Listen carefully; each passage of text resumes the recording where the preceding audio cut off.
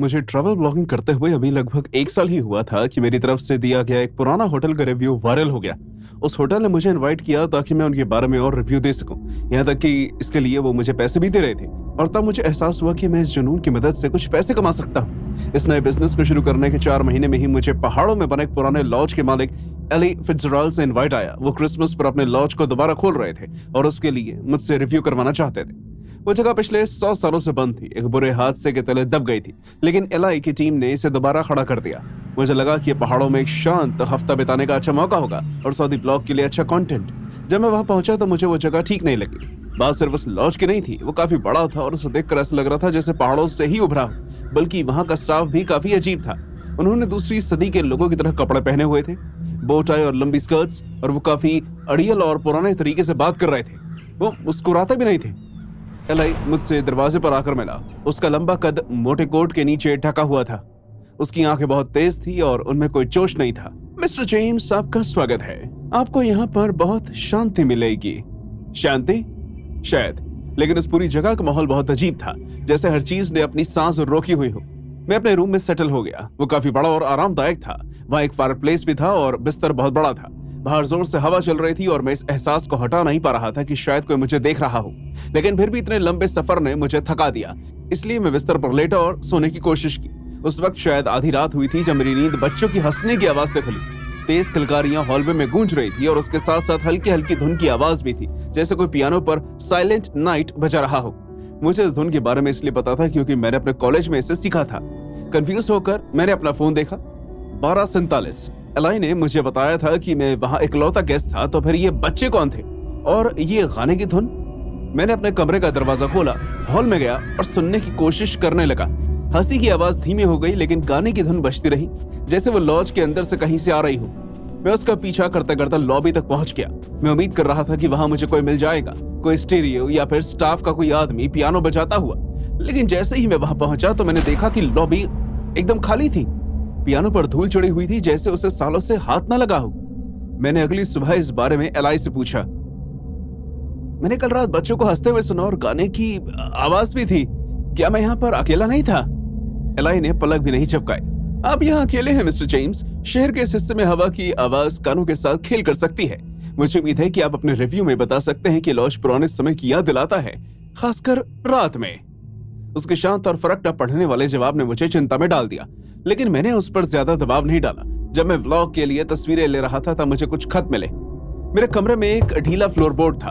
उस पर कई बार गलती से पैर लगने के बाद मैं जिज्ञासा में उसे खोलता हूँ। उसके नीचे धागे से बंधे हुए पुराने खतों का बंडल था, जिसे जेरेमिया ह्यूज नाम के एक शख्स ने लिखा था।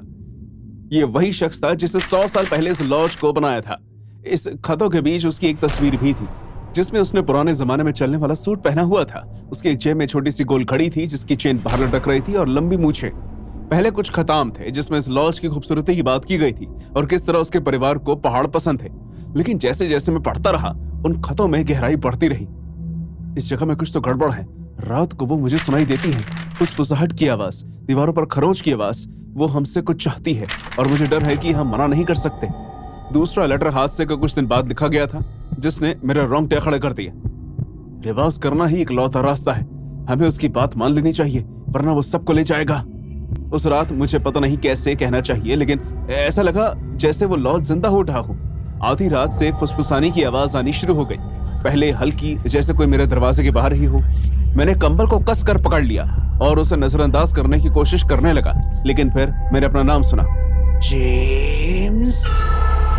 मेरा दिल जोर से धड़कने लगा। मैंने ऊपर जाकर देखा और मुझे दीवारों पर परछाइयां दिखने लगी। वो कुछ इस तरह मुड़ रही थी जो किसी आम इंसान के बस की बात नहीं थी। वो मेरे करीब आने लगी। मैं पीछे हट गया। मेरी गर्दन के पीछे के बाल खड़े हो गए, लेकिन वो आवाजें मेरे पास आती रही। जेम्स, वापस आओ। मैं कमरे से बाहर भागा। मेरे पैरों की आवाज हॉलवे में गूंजने लगी, लेकिन मैं जहां भी भाग रहा था आवाजें मेरा पीछा कर रही थी, मेरा नाम ले रही थी। मुझे ऐसा लग रहा था जैसे दीवारें मुझे अपने अंदर समा रही हूँ, और वो कुछ इस तरह हिल रही थी जैसे सांस ले रही हूँ। और जैसे ही मैंने खिड़की से बाहर देखा, शीशे पर ओस जम गई, जैसे किसी ने अपनी गर्म सांस से ओस बनाई हो। मैंने कुछ कदम पीछे लिए और खुद को याद दिलाया कि हो सकता है कि इतनी बड़ी जगह में अकेले होने की वजह से मेरे दिमाग में अलग अलग ख्याल आ रहे हो। लेकिन जैसे ही लंबी लंबी सांसों ने मुझे शांत किया, तो मुझे ऐसा लगा जैसे किसी के ठंडे हाथों ने मेरे हाथ को पकड़ा है। मैं चिल्लाया और सीढ़ियों से नीचे भागने लगा।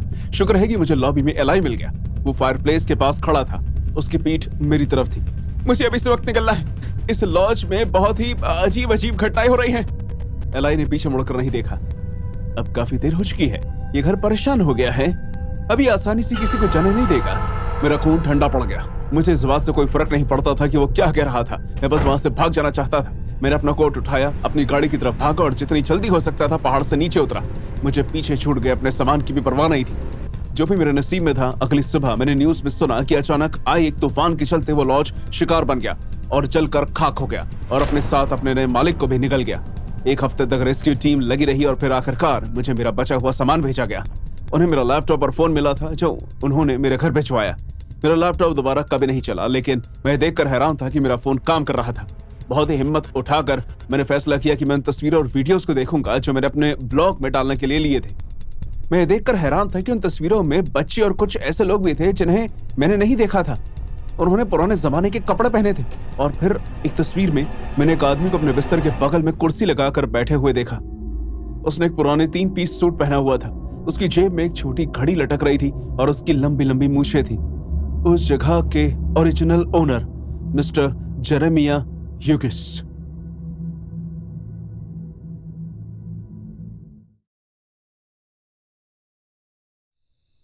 ये सब किसी आम शाम की तरह शुरू हुआ। सिर्फ मैं और मेरी छोटी बहन एमिली स्कूल के बाद मैकडॉनल्ड्स की तरफ जा रहे थे। ये उस रूटीन का हिस्सा था जो अब कभी करना नहीं भूलते थे जब भी हमें मौका मिलता। एमिली को वो जगह बहुत पसंद थी, खासकर अंदर बना हुआ प्लेइंग एरिया, और मुझे भी इस बात से कोई परेशानी नहीं थी। इससे मुझे भी थोड़ा वक्त मिल जाता। वो अपनी सारी चाल लगाकर खूब खेलती और उतने में मैं कोक से सिप लेते हुए फोन चला लेती। जब हम वहां पहुंचे तो वो जगह लगभग पूरी तरह खाली थी। कुछ परिवार इधर उधर बैठे हुए थे। काउंटर के पीछे से फ्रायर में पक रहे खाने की हल्की हल्की आवाज आ रही थी और वहां फ्लोरेसेंट लाइट जल रही थी जो हमेशा से ही एक जरूरत से ज्यादा लगती थी। वो जगह नॉर्मल ही लगनी चाहिए थी, बल्कि सुरक्षित, लेकिन जैसे ही हम वहां जाकर बैठे मुझे कुछ अजीब लगा। अब इसके पीछे का कारण तो मुझे नहीं पता, शायद अंदर से कुछ होने का एहसास हो गया था। लेकिन जैसे ही हम अंदर आए मुझे इतना महसूस हो गया कि हम अकेले नहीं थे। आमतौर की तरह बिल्कुल नहीं, कोई था जो हम पर नजर रख रहा था। बस करो सैरा, मैंने खुद को डांटा। एमिली खुश थी, मुझे भी खुश होना चाहिए था, लेकिन मैं खुश कैसे हो सकती थी जब मैंने उसे देख लिया था। एक आदमी दरवाजे के पास अकेला बैठा हुआ था। उसने एक गंदी हुडी पहनी हुई थी। उसके बाल चिपचिपे होने की वजह से एक दूसरे से चिपक गए थे। उसकी आंखें वही सबसे ज्यादा खतरनाक थी जिन्हें देखकर मैं डर गई थी। उसकी आंखें एक ही जगह टिकी हुई थी, झपक भी नहीं रही थी और वो एमिली को देख रही थी। उसे किसी भी बात का अंदाजा नहीं था। वो अपने उत्साह में स्क्रीन पर टैप करके खुश हो रही थी, लेकिन उस आदमी की आंखें वो एकदम ठंडी और भूखी थी। मैंने अपने ऑर्डर दिया और इस बात को नजरअंदाज करने की कोशिश की। मेरा मतलब है कि एक पब्लिक जगह है ना। मैंने खुद को ये कहकर समझाया कि सिर्फ एक आम आदमी है, शायद सिर्फ देखने में डरावना, इसमें कोई बड़ी बात नहीं है। लेकिन जिस तरह वो एमिली को देख रहा था उसने मुझे बेचैन कर दिया। जब तक मैं अपना खाना लेकर बैठी तब तक वो वहीं था, बिना हिले, उसका ध्यान अटूट। मैंने एमिली की तरफ देखा और फिर वापस उसकी तरफ। जैसे ही मैंने उसे पकड़ा उसने अपनी नजरें हटा ली। एक पल के लिए हमारी आंखें मिली और जिस तरह से उसने अपनी नजरें हटाई उससे साफ जाहिर हो रहा था कि उसके हिसाब से मुझे उसे देखते हुए पकड़ना नहीं चाहिए था। मुझे उसी वक्त एमिली को अपने पास बुला लेना चाहिए था और उसे लेकर वहां से चले जाना चाहिए था, लेकिन मैंने ऐसा नहीं किया। उसकी बजाय मैं उसे प्लेग्राउंड में भागते हुए देखती रही और प्लास्टिक ट्यूब के झूलों और भूल भुलैया में हंसते हुए गायब होते हुए सुनती रही। मैंने खुद को शांत करने की कोशिश की और खुद से ये कहा कि मैं बेवजह परेशान हो रही हूँ। मेरा मतलब है कि क्या ही हो जाएगा। वहां और भी लोग थे, काम करने वाले, परिवार वाले। लेकिन जब मैंने दोबारा रेस्टोरेंट के दरवाजे वाली साइड से देखा तो वो आदमी खड़ा हुआ था। हालांकि वो जा नहीं रहा था, नहीं, वो बस दरवाजे के पास खड़ा हुआ था। एमिली को दोबारा देख रहा था। उसने जानबूझकर मेरी तरफ वापस देखा, लेकिन बार बार वापस एमिली की तरफ ही देखता रहा। मेरा दिल मेरे गले तक आ गया। जाओ, जाकर मैनेजर से बात करो, मैंने सोचा, किसी को बताओ। लेकिन जैसे ही मैं खड़ी होने वाली थी वो घूमा और दरवाजे से बाहर चला गया। फिर वो पार्किंग में कहीं खो गया।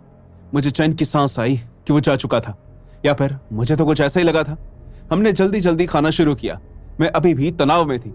मैंने एमिली को ये सोचकर थोड़ी देर और खेलने दिया कि खतरा टल चुका है। मैं कूड़ा फेंकने के लिए उठी और जब मैंने प्लेग्राउंड की तरफ देखा तो मेरी सांसें रुक गई। एमिली जा चुकी थी। एमिली वहां नहीं थी। पता नहीं कैसे बस कुछ ही सेकंड के अंदर अंदर वो रेस्टोरेंट में वापस आ गया था। मैंने उसे अंदर आते हुए देखा भी नहीं था, लेकिन अब वो सिर्फ देख नहीं रहा था, वो तेजी से चल रहा था। वो अपने हाथ में एमिली को लिए तेज चल रहा था। इससे पहले कि मैं कुछ समझ पाती मेरा शरीर ने हरकत शुरू कर दी। मैंने जोर जोर से एमिली का नाम चिल्लाया। मेरे गले से निकलने वाली आवाज में बेताबी थी। एमिली! मैं भागी। मेरे आसपास की सभी चीजें धुंधली पड़ गई, टेबल, चेयर्स और यहाँ तक कि लोग भी। मुझे किसी से कोई फर्क नहीं पड़ा। मेरा ध्यान उसके सिर्फ उन गंदे हाथों पर था जिससे उसने मेरी बहन को पकड़ा हुआ था और उसे बाहर की तरफ ले जा रहा था। उसका छोटा सा शरीर मुड़ गया और आजाद होने की कोशिश करने लगा, लेकिन वो ताकतवर था, बहुत ताकतवर। वो चिल्लाई और उसकी आवाज चिलमिलाती हुई, डरी हुई चीख, उसने मेरे अंदर किसी चीज को बिखेर कर रख दिया। मैं उस पर कूद पड़ी। मैंने उसके हाथ, उसकी हुडी, जिस चीज तक भी पहुंचे वहां तक कोशिश करी। वो गुर्राने लगा। गुस्से में उसका चेहरा मुड़ गया और एक पल के लिए तो ऐसा लगा जैसे वो जीत जाएगा, जैसे वो एमिली को मुझसे छीन कर ले जाएगा और रात के अंधेरे में गायब हो जाएगा। हट बदसूरत औरत, उसने कहा। लेकिन फिर एक कर्मचारी, मुझसे छोटी उम्र का एक लड़का भागता हुआ आया। उसने उस आदमी की दूसरी बाजू पकड़ी और फिर अचानक उस अनजान आदमी की पकड़ ढीली पड़ने लगी। उसने एमिली को जमीन पर धक्का दे दिया और इससे पहले कि मैं कुछ कर पाती वो दरवाजे से बाहर भाग गया और अंधेरे में गायब हो गया। मैंने कांपते हुए एमिली को गले लगाया। हम दोनों रोने लगे और हमारे आसपास भीड़ इकट्ठा हो गई। मुझे लोगों की हमारी तरफ चिंता और फिक्र की आवाजें सुनाई दी, लेकिन मुझे उनसे कोई फर्क नहीं पड़ता था। मुझे सिर्फ एमिली की फिक्र थी।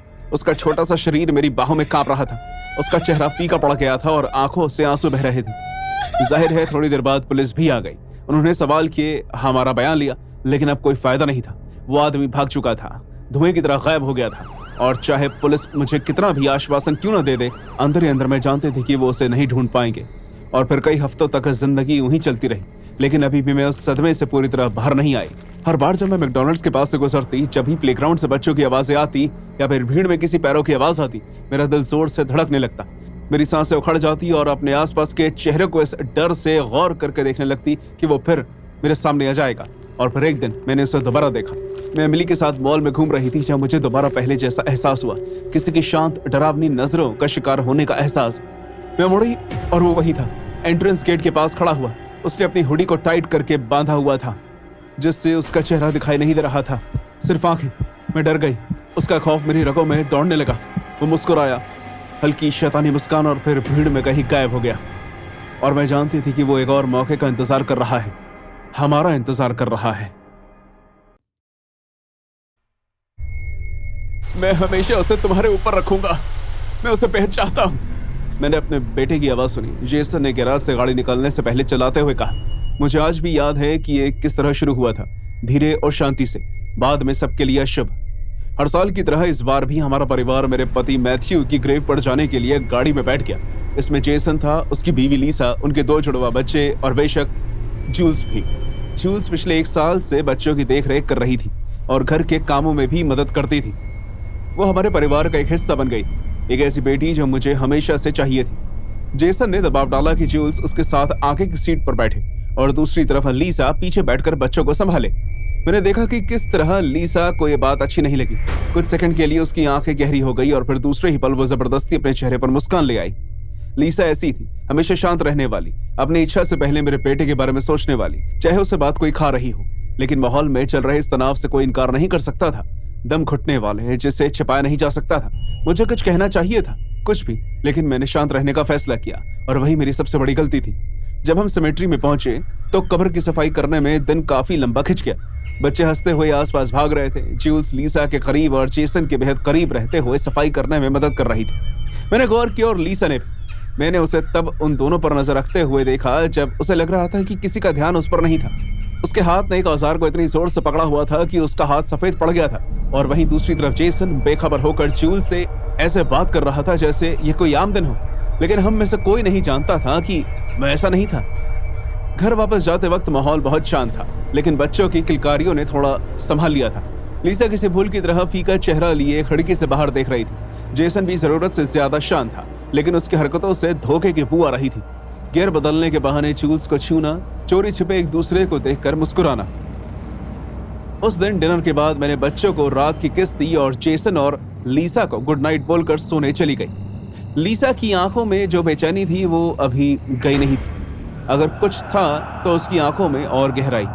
और दूसरी तरफ जेसन को कोई फर्क नहीं पड़ रहा था। वो डिनर के बाद वाइन पीकर नशे में धुत हो चुका था। और जूल्स, वो अभी तक वहीं थी। घर जाने से पहले किचन की सफाई में मदद कर रही थी। कुछ ज्यादा ही मदद, कुछ ज्यादा ही दखलंदाजी। हवा में सब कुछ गलत महसूस हो रहा था, लेकिन एक बार फिर मैं चुप रही और अपने कमरे में जाकर सो गई। मुझे शायद आधी रात होते होते नींद आई, लेकिन मेरे सपने परेशान कर देने वाले थे। सपने इतने बुरे कि मैं सांस भी नहीं ले पा रही थी। फिर वो हादसा हुआ। एक दर्दनाक चीख मुझे एक सपने से चौंका कर जगाते हुए दूसरे बुरे सपने की तरफ धकेल लेती है। एक पल के लिए तो मुझे ऐसा लगा जैसे मैं अभी सपना देख रही हूँ, जब तक धुएं की बदबू मेरे गले में नहीं आई। वो बहुत ज्यादा था और दम घुट रहा था। मैं भागते हुए हॉल की तरफ गई। मेरा दिल जोर से धड़क रहा था। बच्चे पहले से ही बाहर थे, रो रहे थे। पड़ोसियों से घिरे हुए जो मदद के लिए भागते हुए आ गए थे। घर आग की लपटों से घिर चुका था और जो कुछ भी सामने आ रहा था उसे भस्म कर रहा था। लेकिन ये आग की कड़कड़ाहट नहीं थी जिसने मेरे अंदर को ठिठोर कर रख दिया था। ये चीखें थी, डरावनी दर्दनाक चीखें जो अंदर से आ रही थी। मेरे बच्चों की आवाजें। जेसन और लीसा अंदर फंसे हुए थे, जिंदा जल रहे थे। मैं आज भी महसूस कर सकती हूँ कि मैंने वहां तक पहुंचने के लिए किस हद तक कोशिश की। मेरे पैर रुक नहीं रहे थे। मेरा शरीर आगे की तरफ झुक गया था और सांस लेने की कोशिश कर रहा था। पड़ोसी ने मुझे पकड़ने की कोशिश की जब मैं जेसन और लीसा का नाम पुकार रही थी। मुझे जाने दो, वो मर जाएंगे। मेरी आवाज टूट चुकी थी। धुएं और डर ने मेरी छाती को जकड़ लिया था। मैं रोते रोते उन्हें बचाने की विनती करने लगी। मेरे आंसुओं ने मेरे चेहरे पर लगी कालक को चीर दिया। आग की लपटें और तेज हो गई और मैं वहां बैठकर देखने के अलावा कुछ नहीं कर पाई। जल्द ही सायरन की आवाज सुनाई दी। फायर ट्रक्स आ गए थे, लेकिन तब तक बहुत देर हो चुकी थी। जब उन्होंने लीसा का शरीर बाहर निकाला तो उसे पहचानना काफी मुश्किल था। उसका शरीर बुरी तरह जल गया था, लेकिन वो जिंदा थी। मुश्किल से सांस ले पा रही थी, पर जिंदा थी। लेकिन मेरा बेटा जेसन, वो नहीं बच पाया। आग ने उसे भस्म कर दिया। सिर्फ राख बची हुई थी। पहले तो उन्होंने कहा कि ये आग किसी इलेक्ट्रॉनिक की वजह से लगी। उसके हिसाब से शायद वायर में फॉल्ट हो जाने के कारण, क्योंकि हमारा घर पुराना था इसलिए ऐसा होना संभव था। इस तरह की आग लग जाती है। जांचकर्ताओं ने सर हिलाकर हाँ कहा और फिर अपनी नोटबुक में लिखने लगे। वो ऐसे अपना सर हिला रहे थे जैसे सिर्फ एक दुखद घटना हो, लेकिन मैं जानती थी ऐसा नहीं था। ऐसा बिल्कुल भी नहीं था। एक हफ्ते बाद जब लीसा को आखिरकार हॉस्पिटल में होश आया तो उसकी आवाज कमजोर और बहुत धीमी थी, लेकिन उसके शब्द वो एकदम साफ थे। उसे जेसन और जूल्स के रिश्ते के बारे में पता चल गया था। उसने उनके बीच हुई बातें, मैसेजेस और बहुत कुछ देख लिया था। उस इन सिमेट्री में वो अपने ही गुस्से में आग बबूला हो रही थी और कुछ बड़ा करने की साजिश कर रही थी। उसने जेसन के नशे में धुत होने का इंतजार किया। उनके बीच काफी बहस हुई। जेसन ने यह सोचकर सच कबूल कर लिया कि लीसा उसे माफ कर देगी, लेकिन इस बार लीसा ने माफ नहीं किया। उसने घर में आग लगा दी और उसे बढ़ते हुए देखने लगी। आग की बढ़ती लपटों ने जेसन को जकड़ लिया। वो चाहती थी कि ये एक हादसे की तरह लगे। ये विचार कि ऐसा कुछ उसके शांत व्यवहार के पीछे छुप सकता है चौंका देने वाला था। वो किस तरह के अंधकार को इतने वक्त से अपने अंदर छुपाए बैठी थी। आखिरकार उसने किसी की मदद क्यों नहीं मांगी। जैसे ही वो लीसा को पुलिस से दूर ले गए, मैं वहां खड़ी रही। हमारे खोखले घर को घूरती रही, उस राख को देखती रही जहां मेरा बेटा समा गया था। क्या मैं रोक सकती थी? क्या मैं कुछ कह सकती थी? क्या मैं कुछ कर सकती थी? मैं हर एक पल को दोबारा याद करती हूँ। अगर मैंने कहा होता, अगर मैंने जेसन का सामना किया होता, अगर मैंने लीसा को एक तरफ कर लिया होता। लेकिन अब बहुत देर हो चुकी थी। मेरी चुप्पी ने मुझसे हर वो चीज छीन ली थी जो पहले मेरे पास थी। मुझे आज भी अपने सपने में आग की लपटें सुनाई देती हैं, और कभी कभी अगर मैं गौर करके सुनूं तो मुझे उनके बीच लीसा के चिल्लाने की आवाज भी सुनाई देती है। ये किसी औरत के दर्द में चिल्लाने की आवाज नहीं थी। ये किसी ऐसे इंसान की चीख की आवाज थी जो आखिरकार टूट गया था।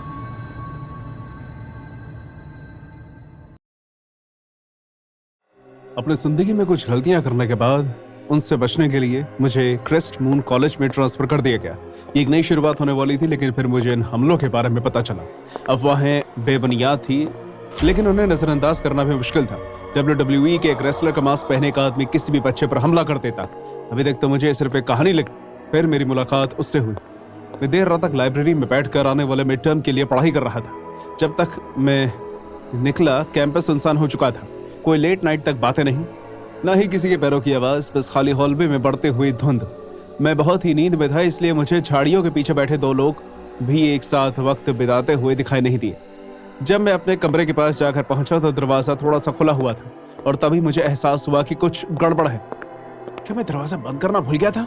मैंने बहुत ही ध्यान से दरवाजा खोलने की कोशिश की और अंधेरे में आगे बढ़ा। लाइट का स्विच मददगार साबित नहीं हुआ। लाइट काट दी गई थी। मेरे पीछे जोर से दरवाजा बंद कर दिया गया। उसकी आवाज गूंजने लगी। मैंने अपना फोन चालू किया और उसकी फ्लैशलाइट जला ली। मेरे हाथ कांप रहे थे और तब जाकर मैंने उसे देखा। मेरे सामने एक आदमी खड़ा था। उसने रे मिस्टीरियो जैसा मास्क पहना हुआ था और वो मुझे देखकर मुस्कुरा रहा था। उसने गाढ़े रंग के फटे हुए कपड़े पहने थे, लेकिन उसे देखकर मैं बुरी तरह से डर गया था। कौन हो तुम? उसने अपना सर घुमाया जैसे वो मुझे ऊपर से नीचे देख रहा हो। फिर उसने धीमी आवाज में मुझसे कहा, तुमने नियमों को हिला दिया है। इससे पहले कि मैं हिल पाता वो मेरे ऊपर कूद गया और उसके जूते मेरी छाती पर आकर लगे और मैं उड़ता हुआ अपने डेस्क पर जा गिरा। मेरे फेफड़ों से हवा निकल गई थी। मुझे उठने में काफी वक्त लग रहा था, लेकिन वो बहुत तेज था। उसने मेरा हाथ मोड़ा, मुझे जमीन पर गिरा दिया। तुम फ्रीक्वेंसी से छेड़छाड़ कर रहे हो, मेरी मदद करो। मैंने किसी तरह कोशिश करके अपना हाथ की कोनी से मरोड़ कर खुद को उसे छुड़ा लिया। मैं लगभग दरवाजे तक पहुंच गया, लेकिन उसने मेरा रास्ता रोक लिया और फिर मुझे लात मारी। दर्द अब बर्दाश्त से बाहर हो रहा था। वो आदमी एक पल के लिए भी रुक नहीं रहा था। वो बहुत ही फुर्ती से आगे बढ़ रहा था, जैसे उसे पता हो कि दर्द कैसे पहुंचाया जाता है। उसने मेरा गला पकड़कर मुझे जमीन से उठाया। मेरे सामने सब कुछ धुंधला हो गया। मेरी सांसें उखड़ रही थी। वो फालतू की बकवास बातें कर रहा था, लेकिन उसका इरादा पक्का लग रहा था। पैटर्न, उन्हें वापस उसकी तरह करना जरूरी है। अपनी बची हुई आखिरी कोशिश करते हुए मैंने अपने बिस्तर से एक तकिया लिया और उसके सर पर जोर से मारा। उसकी पकड़ ढीली पड़ गई और मैं पास की अलमारी में जाकर छुप गया और दरवाजा बंद कर लिया। मेरा दिल जोर से धड़क रहा था। मैं अंधेरे में एकदम शांत होकर चुपचाप बैठ गया। बाहर मैं उसे सुन सकता था। उसके पैरों की आवाज आ रही थी। छुपन छुपाई पैटर्न हमेशा दोहराया जाता है, रॉय। उसे मेरा नाम पता था। उसे मेरा नाम कैसे पता था? उसने दरवाजे को उखाड़ दिया और अब वो कमरे के अंदर था। खिड़की से आ रही हल्की रोशनी उस पर पड़ रही थी। बिना कुछ सोचे मैंने एक मेटल की रॉड उठाई और पूरी जान लगाते हुए उसके सर पर वार किया। वो लड़खड़ाकर पीछे हुआ और मुझे वहां से निकलने का मौका मिल गया। हम पीछे बने बुकशेल्फ से टकराए और किताबें जमीन पर गिर गई। वो इससे बहुत जल्द उभर गया। उसने एक बार फिर मेरा गला पकड़ लिया। उसकी पकड़ बहुत मजबूत थी और मेरे आंखों के आगे अंधेरा छाया। मुझे लगा कि सब कुछ खत्म हो गया है, पर अचानक उसने मुझे छोड़ दिया। मैं एक बेजान की तरह जमीन पर गिर गया और सांस लेने की कोशिश करने लगा। मास्क पहने हुए वो आदमी मेरे सर पर खड़ा था। उसने कुछ इस तरह अपना सर मोड़ा जैसे वो किसी को सुनने की कोशिश कर रहा हो। मार्था बुला रही है। वो धुंधले हॉलवे से बाहर निकल गया और बिना कुछ कहे गायब हो गया। डर से कांपते हुए मैंने दरवाजा अंदर से बंद कर लिया और कैंपस की सिक्योरिटी को फोन किया। वो फौरन आ गए, लेकिन आधे मन से तलाश करने के बाद उन्हें कुछ नहीं मिला। गार्ड कंधे चढ़ाते हुए कहने लगा, शायद किसी ने शरारत करने की कोशिश की होगी। मेरा खून निकल रहा है। क्या तुम्हें लगता है सिर्फ शरारत है?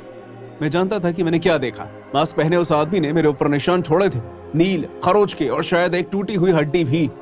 कुछ दिनों बाद मैंने आसपास सबसे पूछना शुरू किया। मुझे वो बच्चे मिले जिन पर मेरी ही तरह हमला हुआ था, लेकिन वो अधिकारियों के पास जाने से बहुत डरते थे। म्यूजिक के एक टीचर पर प्रैक्टिस रूम में हमला किया गया था। उन पर शांत मेलोडीज का इल्जाम था। आर्ट की एक स्टूडेंट पर स्टूडियो में हमला किया गया था। मास्क पहने आदमी की रंगों को खराब करने की शिकायत थी।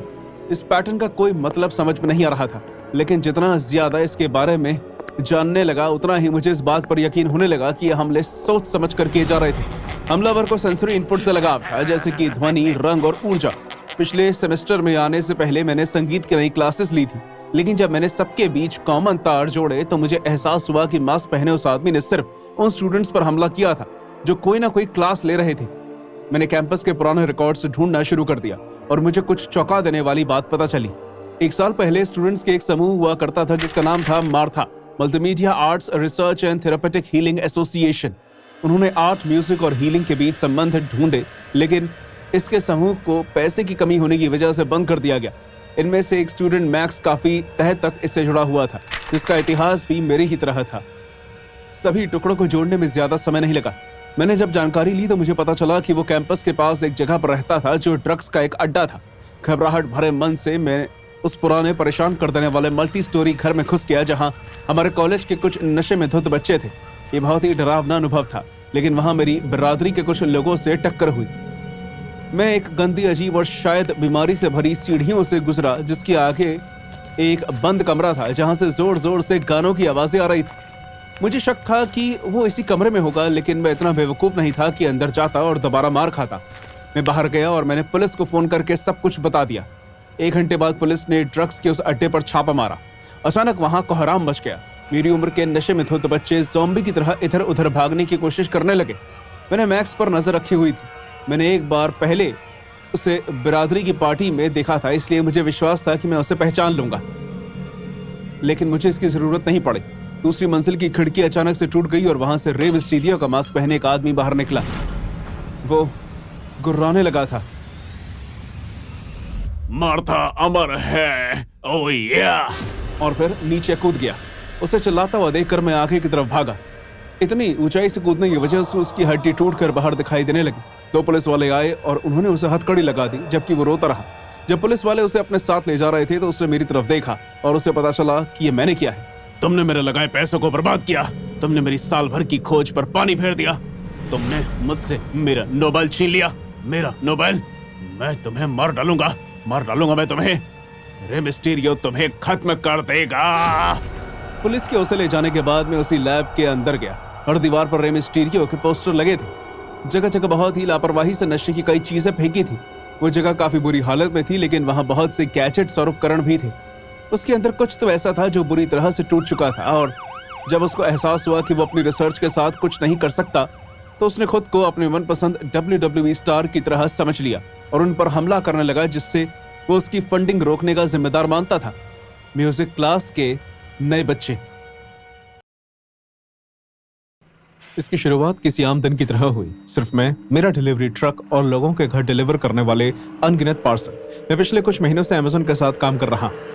इतने टाइम में आपको रूटीन की आदत हो जाती है और आप समझ जाते हो कि आपको कितना वक्त लग सकता है। लेकिन उस दिन एल्म स्ट्रीट पर मेरे साथ जो कुछ हुआ उसके लिए मैं तैयार नहीं था। मैं अपने रूट को खत्म करने की कगार पर था जब मैंने एक पुराने 2 माले के घर के आगे अपना ट्रक रोका। मुझे लगा कि यह किसी आम स्टॉप की तरह है, लेकिन फिर मैंने उसे देखा। एक औरत जो घर के आंगन में खड़ी थी, उसने अपनी बाजुएं बंद की हुई थी और उसके चेहरे पर गुस्से और बदतमीजी वाले भाव थे। वो सीधा मुझे देख रही थी। मैं सोच समझकर ठीक जगह पर ट्रक रोकता हूँ, अपनी लिस्ट को दोबारा से चेक करता हूँ और उसके पड़ोसियों के घर की तरफ बढ़ने लगा। तभी मैंने एक आवाज सुनी, तुम यहाँ अपनी गाड़ी नहीं लगा सकते। मैं उसकी तरफ मुड़ा। अब वो अपने घर के आखिरी कोने में खड़ी थी। उसने एक पैर बहुत ही स्थिरता से साइडवॉक पर रखा हुआ था और दूसरा अपने घर के बगीचे पर। उसकी आंखें जंगली थी, लगभग चौड़ी। मैम, मैं सिर्फ दूसरे दरवाजे तक पैकेट डिलीवर कर रहा हूँ, 2 मिनट में चला जाऊंगा। मुझे कोई फर्क नहीं पड़ता। उसकी आवाज में दर्दरापन था, लेकिन वो उसका तीखापन नहीं था जिससे मैं सहमा, बल्कि उसके अंदाज के पीछे छुपी हुई नफरत ने मुझे चौंका दिया, जैसे उसके अंदर कुछ खतरनाक छुपा हो। ये मेरी गली है, तुम यहाँ नहीं आ सकते। मैंने पहले भी इस तरह के बदतमीज कस्टमर्स का सामना किया है, लेकिन ये कुछ और थी। उसके खड़े होने का तरीका बेहद शांत, बहुत परेशान कर देने वाला, जिसने मेरे रोंगटे खड़े कर दिए। मैं जबरदस्ती मुस्कुराया और मैं अपनी आवाज को धीमे रखने की कोशिश करते हुए कहता हूँ, मुझे लगता है कि गली यहाँ रह रहे सभी लोगों की है, इस घर को मिलाकर। मैंने उस घर की तरफ इशारा करते हुए कहा, और मैं सिर्फ अपना काम कर रहा हूँ। एक पल के लिए मुझे लगा कि शायद अब वो इस बात को जाने देगी, लेकिन फिर वो और करीब आई। उसने मेरा रास्ता रोक लिया। अभी के अभी निकलो यहाँ से। मैं हिचकिचाया। इसकी वजह उसके शब्द नहीं थे, बल्कि जिस तरह से वो मुझे देख रही थी, जैसे उसे ऐसा कुछ पता हो जो मुझे नहीं पता था। मैंने अपने काम को खत्म करने की कोशिश की। मैं उसके आगे से निकलकर फटाफट उसके पड़ोसियों के दरवाजे पर उस पार्सल को रख के आता हूँ। फिर 1 सेकंड के अंदर मैं ट्रक में जाकर वापस बैठ गया। लेकिन जैसे ही मैं आगे बढ़ने लगा, मैंने रियर व्यू मिरर में देखा। मुझे आने वाले खतरे का एहसास महसूस होने लगा। वो अजीब औरत अभी भी वहीं खड़ी थी, गली के बीचों बीच मुझे देखती हुई। मुझे इस बात को नजरअंदाज कर देना चाहिए था। ये सोचा कि अभी खत्म हो गई है, लेकिन मैं इससे ज्यादा गलत नहीं हो सकता था। कई घंटों के बाद डिलीवरी का एक लंबा दिन बिताने के बाद मैं वापस अपने घर जा रहा था। मेरे दिमाग में एल्म स्ट्रीट की वो औरत दोबारा आ गई। जिस तरह से उसने मुझे देखा था, वो मेरे दिमाग में घर कर गया था। उसने मेरे ख्यालों में अपनी एक जगह बना ली। मैंने अपना ध्यान भटकाने की कोशिश की। मैंने खुद से कहा कि इतनी सारी डिलीवरीज करना और कम सोने की वजह से मुझे ऐसा लग रहा है। जैसे ही मैं एक बार फिर एल्म स्ट्रीट के पास पहुंचा, मैंने उसे दोबारा देखा। एक परछाई, सड़क के किनारे पर खड़ी हुई एक छवि, ये वही थी। मेरा दिल दहल गया। वो मेरा ही इंतजार कर रही थी इतनी देर से। मैं गाड़ी धीरे करता हूँ और ये उम्मीद की कि शायद मैं उसकी नजरों में आए बगैर वहां से निकल जाऊं, लेकिन जैसे उसने मेरा ट्रक देखा, वो सड़क के बीच आ गई, ठीक पहले की तरह। मैं उस पर गाड़ी न चढ़ा दूं, इसलिए मैंने ब्रेक लगाई। अपनी गाड़ी से बाहर निकल, उसने धीमी लेकिन डरावनी आवाज में हुक्म देते हुए कहा। मैं हिल भी नहीं पा रहा था। मेरा दिल जोर से धड़क रहा था। एक एक शब्द मेरी छाती में तीर कर रहे थे। मैम, मुझे आपसे कोई झगड़ा नहीं करना, मैं घर जा रहा हूँ। उसके गुस्से से भरे चेहरे पर अचानक मुस्कान आ गई, लेकिन वो आरामदायक नहीं थी। वो बहुत ही बड़ी, बहुत ही चौड़ी और जबरदस्ती दी गई मुस्कान थी, जैसे वो मुझे छेड़ रही हो। क्या तुम्हें लगता है कि तुम मेरे पड़ोस में आओगे, जो चाहोगे वो करोगे? और फिर आराम से निकल जाओगे। उसकी आवाज में एक बात थी जिसने मुझे एहसास दिलाया कि वो बात सिर्फ पार्किंग की नहीं थी, उसके दिमाग में कुछ और था, कुछ शैतानी। मैं अब जा रहा हूँ, मैंने उससे कहा। मैं इतना डरा हुआ कि मेरी आवाज ठीक से नहीं निकल रही थी। मैंने ट्रक को रिवर्स किया, उसके चेहरे से मुस्कान चली गई। ओह नहीं, तुम कहीं नहीं जा रहे हो। वो मेरे ट्रक की तरफ बढ़ी और जोर से अपने हाथ को उन पर रखा। मेरी सांसें अटक गई। आखिर वो ये क्या कर रही थी? मैंने इंजन चालू किया, गाड़ी को पीछे लिया और टायर घसीटते हुए फौरन वहां से निकल गया। मैंने रियर व्यू मिरर की मदद से देखा कि वो अपनी गाड़ी की तरफ भागी और उसने भी उसका इंजन चालू किया। वो मेरे पीछे आ रही थी। मैंने उन घुमावदार सड़कों को तेजी से पार किया। रात का अंधेरा हेडलाइट की मदद से आसान लग रहा था। वो ठीक मेरे पीछे ही थी। उसकी गाड़ी मेरे ट्रक के बम्पर के बस कुछ ही दूरी पर थी। उसकी गाड़ी की लाइट की रोशनी इतनी तेज थी कि मेरे ट्रक के शीशे से कुछ दिखाई नहीं दे रहा था। जैसे ही मैं बगल वाली सड़क पर मुड़ा, मेरी सांसें तेज हो गई और मैं प्रे करने लगा कि अब वो मेरे पीछा ना करे, लेकिन उसने वहां भी पीछा नहीं छोड़ा। मैंने जो भी मोड़ लिया वो बेचैन होकर मेरे पीछे आती। अब मुझे हेडलाइट की आड़ से उसका चेहरा दिखाई दे रहा था। उसकी नजरें मुझ पर टिकी हुई थी। ऐसा लग रहा था जैसे उसको इस चूहे बिल्ली के खेल में मजा आ रहा है। जब मैंने उसे बचने के लिए तरकीब निकालने की कोशिश की तो उसकी हल्की हल्की खिलखिलाहट मेरे कानों पर पड़ी और जैसे ही मुझे लगा कि अब कोई रास्ता नहीं बचा तो मेरी नजर उस पर गई। आगे एक पतली सी गली आने वाली थी, सिर्फ मेरे ट्रक जितनी चौड़ी। मैंने एक बार और सोचे, मैं उसके अंदर घुस गया और ऐसा करने पर गाड़ी की साइड में खरोच भी आने लगी। उसकी गाड़ी इसमें नहीं आ सकती थी। मुझे उम्मीद थी कि इससे उसकी गति धीमी हो जाएगी। मैंने अंधेरी गली में अपना ट्रक लगाया, इंजन को बंद किया और अपनी सांस रोककर बैठ गया। एक पल के लिए सब कुछ शांत हो गया। फिर मैंने उसकी आवाज सुनी, कंकड़ के रगड़ने की आवाज, टायर के धीरे धीरे घूमने की आवाज। वो मुझे ढूंढने के लिए उस ब्लॉक के चक्कर लगा रही थी। मेरे हाथ कांपने लगे। जब मैंने स्टीयरिंग व्हील को पकड़ा, मेरे चेहरे से पसीना टपकने लगा। मैं कानों में अपने ही दिल की धड़कन सुन सकता था, और धड़कन पहले से और तेज। मैंने उसकी गाड़ी को बार बार मेरे आगे से गुजरते हुए देखा। उसकी गाड़ी की हेडलाइट गली में दिखाई दे रही थी। वो मुझे खो चुकी थी, शायद हमेशा के लिए।